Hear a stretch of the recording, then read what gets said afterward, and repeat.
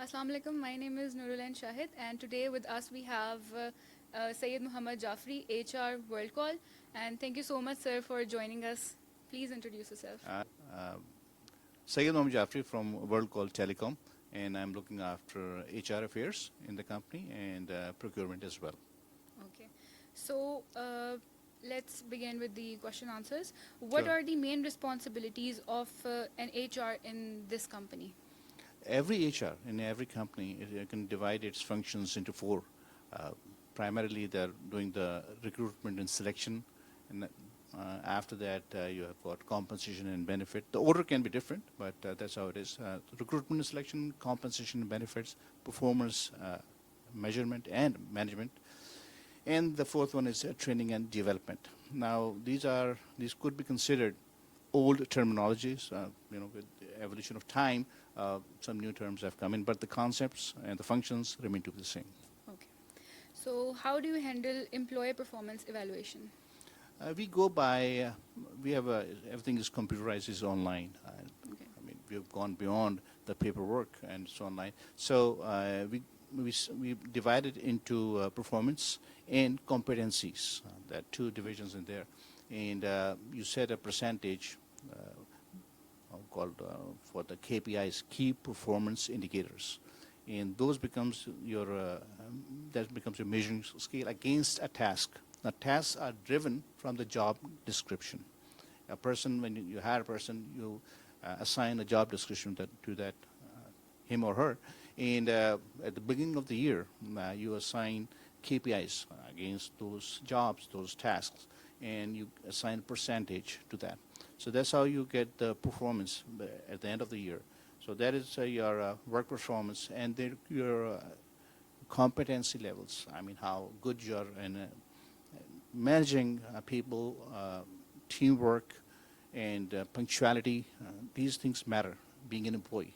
So these are two aspects you would evaluate a person. Okay. So what are the policies do you follow for employee training and development? For training and development, it's a basic thing. I mean, time changes, things progress, and your people, your staff needs to be upgraded. They have to embrace new technologies, and it's ongoing training. So for that, first of all, we try to utilize the available talent within the company.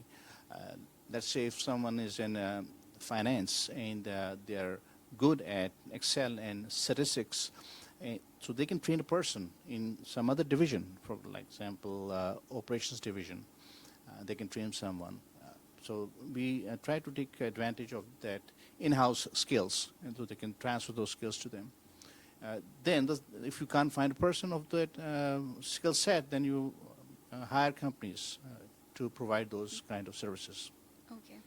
So how do you resolve conflicts between employees? Okay, that's a good question, and at every workplace, things do happen. Yeah. Things go wrong.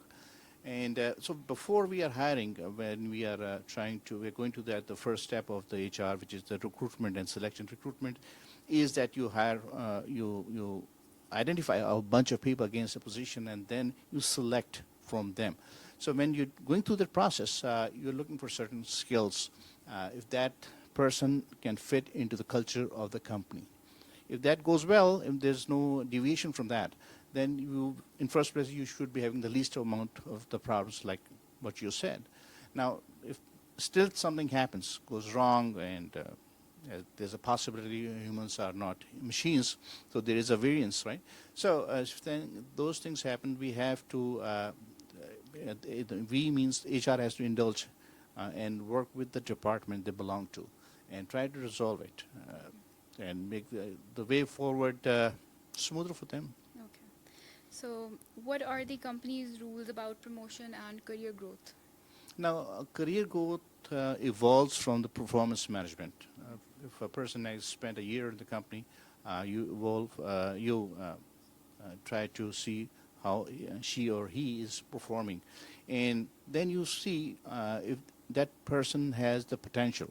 You would like to train that person, invest in that person on his skills to be beneficial for the company and his or her personal growth as well.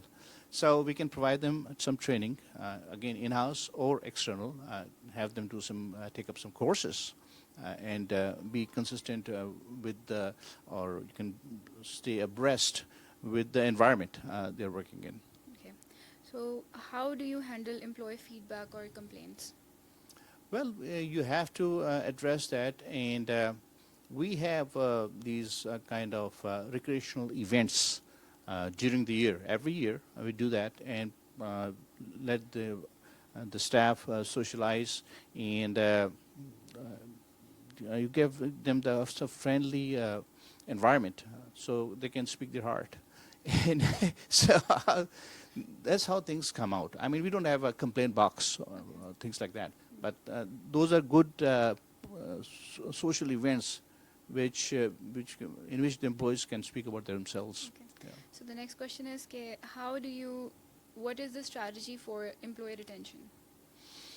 Employee retention, true, and there's competition. They try to take away people, and if you don't keep them happy, they will leave anyway. So I would say they get paid timely, and you have to review your salary structure every year.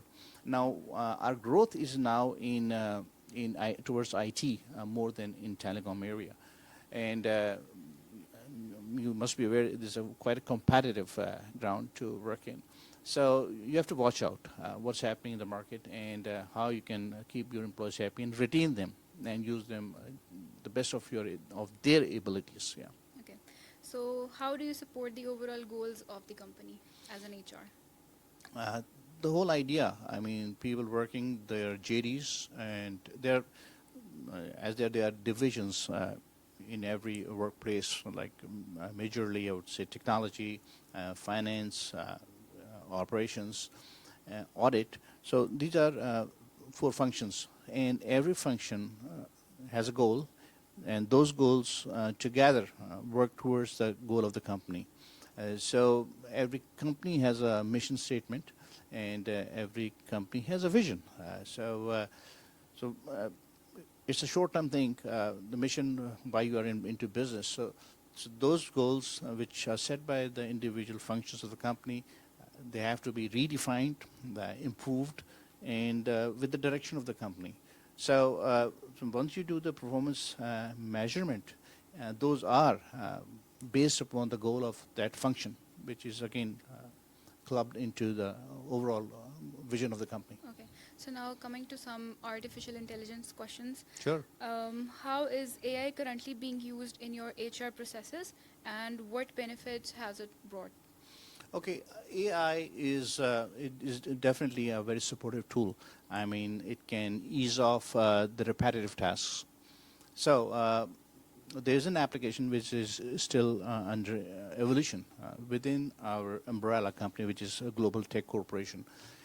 So, and that's an AI application, and that will take over the mundane tasks, like you get an assignment, you have to hire a person of such and such skills against such and such position. So you have to go visit different sites like LinkedIn, or you have to go to some, subscribe to different sites, to sites where you can fetch resumes or CVs. So that application will do it itself, and give you a kind of final product. This is the selected and bunch of CVs, and you can go through them and go on to the next level of the hiring process. We haven't applied that, but we are getting there. Since it's in-house, we don't have to spend money on that, and for trial purposes, we'll be using it. But you cannot ignore the human element. I mean, any AI application has to be trained by the humans. So that takes time for perfection. So I would say, I mean, you can't rely on it 100% or throw all your abilities into that application and let it work for you, because it fails somewhere. So I would say we'll begin using it because it's faster, it speeds up your work, but you cannot rely 100% upon that. How do you ensure fairness and avoid biases when using AI in recruitment or employee evaluation? I would say it would go by the factors you're looking for in recruiting a person, because selection comes after recruitment. So you have to gender equality. I mean, things have improved in our country. It's a third world, fine, but still we are incorporating ideas from the first world, and we are trying to reduce discrimination and all that. The gender perceptions we have, the stereotypism we have we carry these things in our minds. So that element can go away with the use of a machine, basically, I would say. So I think that discrimination kind of thing which we carry in our minds because of negative thoughts and all that, that will be filtered away when you're applying this some customized application. Okay. So that's it. Thank you so much for your time and your very valuable insights. Thanks for having me over here. Yeah. Thank you so much.